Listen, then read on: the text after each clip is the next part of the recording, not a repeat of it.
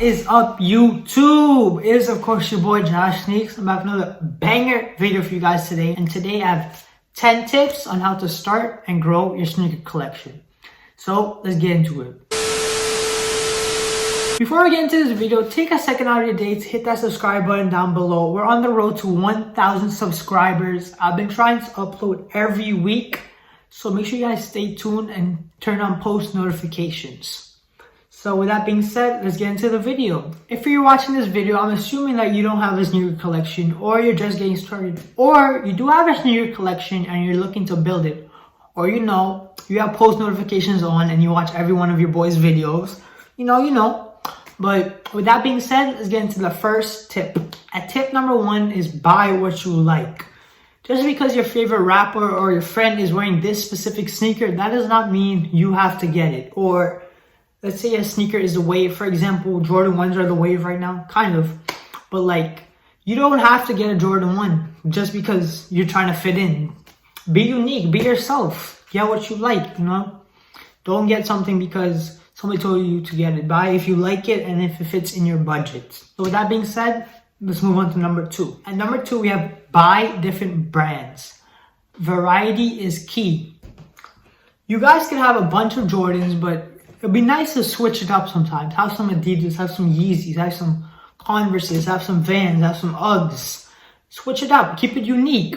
You could wear a Jordan to a special event. You could wear your Vans to another special event. And personally, I kind of need this tip because I mostly have Jordans, but I also do have some Converses, some Uggs, some Yeezys, Adidas. But I would like to step into the Pumas, the New Balances. I've actually been looking at New Balances, and I want to get into Dunks, I want to expand the style, expand my drip, But let me stop. Moving on to number 4, we have check your outlets. Outlets have major steals and they can have unexpected shoes. And if you do plan on going to outlets, try to make it weekly if you can.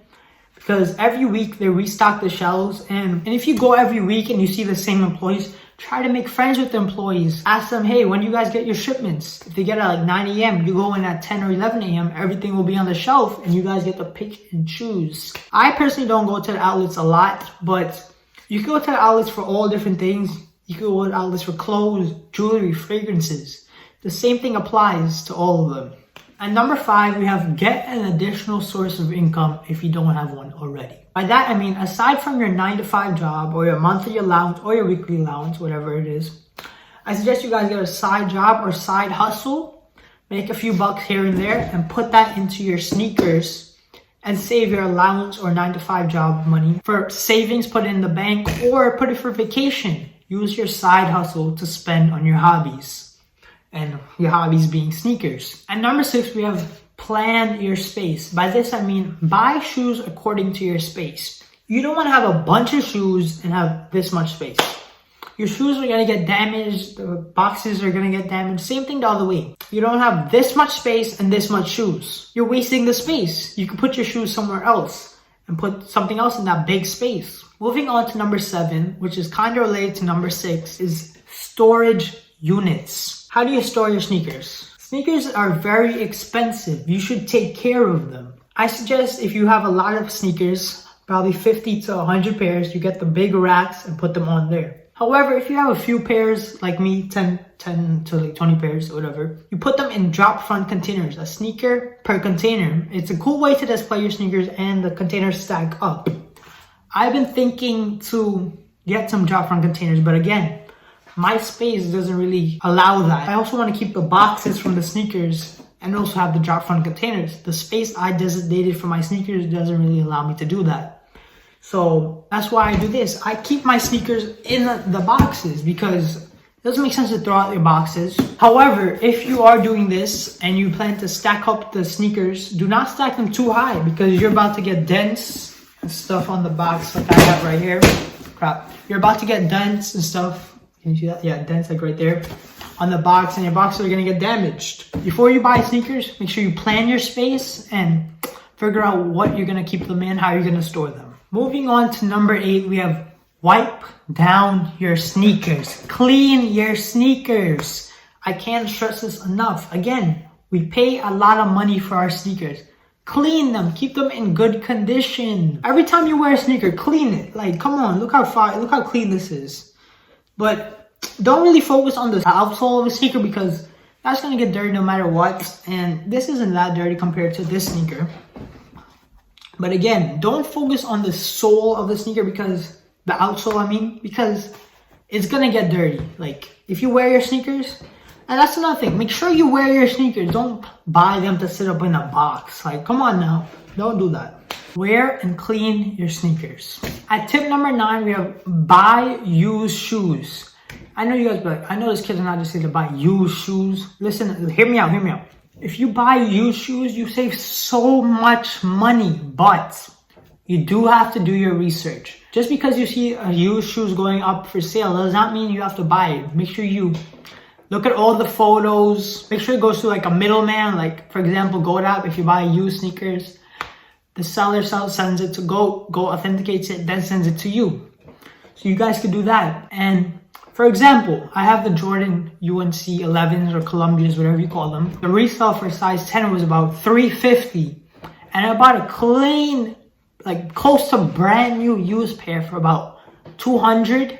I literally saved $150. Like, look how much money you could have saved. You could put that $150 towards another sneaker. So moving on to our last tip, buy cheaper alternatives. By this, I mean, don't buy hype sneakers. You don't need the off-white 5s when you can get the fire red 5s and they look just alike. And you can just buy a couple different colored laces.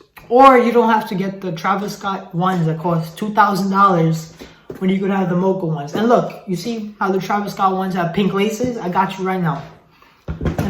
Y'all might call me out for this, but look, I got pink laces. You want the smoke? Come on, like, I can literally make these Travis Scotts, bro. I can literally make these Travises. Come on. Save a couple $100 and get the cheaper alternatives. And then if you want different color laces, buy different color laces, bro.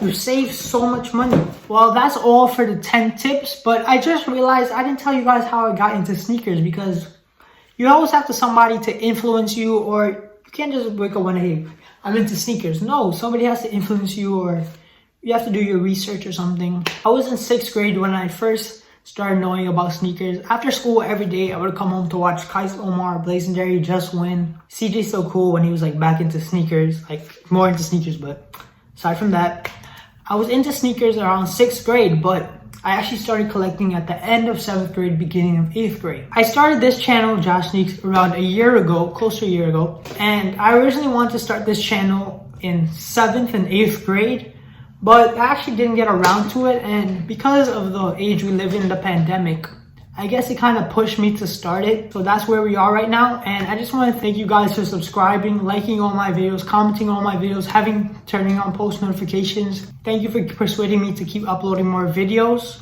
And I hope you guys enjoyed this video. If you did, make sure you drop a like down below. And with that being said, this has been your boy Josh Sneaks. And I'll catch you guys in the next one.